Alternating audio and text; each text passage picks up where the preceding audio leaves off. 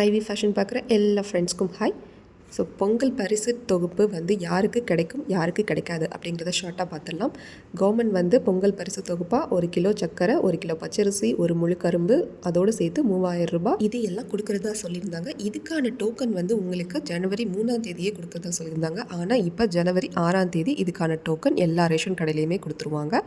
Ration அட்டை வச்சுருக்க எல்லாருக்குமே இந்த தொகுப்பு கண்டிப்பாக வழங்கப்படும் அப்படிங்கிறதையும் சொல்லியிருக்காங்க. ஆனால் இது யாருக்கு கிடைக்கும் யாருக்கு கிடைக்காது அப்படின்னு பார்த்தீங்கன்னா, ரேஷன் அட்டையில் அரிசி அட்டை உள்ள எல்லாருக்குமே இந்த தொகுப்பு வழங்கப்படுறதா சொல்லியிருக்காங்க. சர்க்கரை அட்டை இருக்க யாருக்கும் இது கிடைக்காது அப்படிங்கிறதையும் சொல்லியிருக்காங்க. சர்க்கரை அட்டை வச்சுருக்கவங்க இதுக்காக ஒரி பண்ணிக்க வேண்டாம். நீங்கள் என்ன பண்ணணும் அப்படின்னா, நீங்கள் தகுதி உள்ளவங்களாக இருந்தீங்க அப்படின்னா உங்களுடைய சர்க்கரை அட்டையாக அரிசி அட்டையாக நீங்கள் மாற்றிக்கலாம் அப்படிங்கிற அறிவிப்பையும் கொடுத்துருக்காங்க. அதை நீங்கள் எங்கே மாற்றிக்கலாம் அப்படின்னா, தாலுகா ஆஃபீஸ் இல்லைன்னா ஆன்லைனில் எங்கேயாவது நீங்கள் வந்து மாற்றிக்கலாம். இந்த பரிசு தொகுப்பு சீக்கிரமாகவே எல்லாருக்கும் கிடைக்க போகுது. அது கூடவே மகளிர் உரிமை தொகை யாரெல்லாம் வாங்கிட்டு வந்தீங்களோ அந்த 1000 ரூபாயும் சேர்த்து உங்களுக்கு கொடுக்க போகிறதாகவும் சொல்லிட்டு இருக்காங்க. அதுக்கான அறிவிப்பும் வெளியாகிட்டு இருக்கு.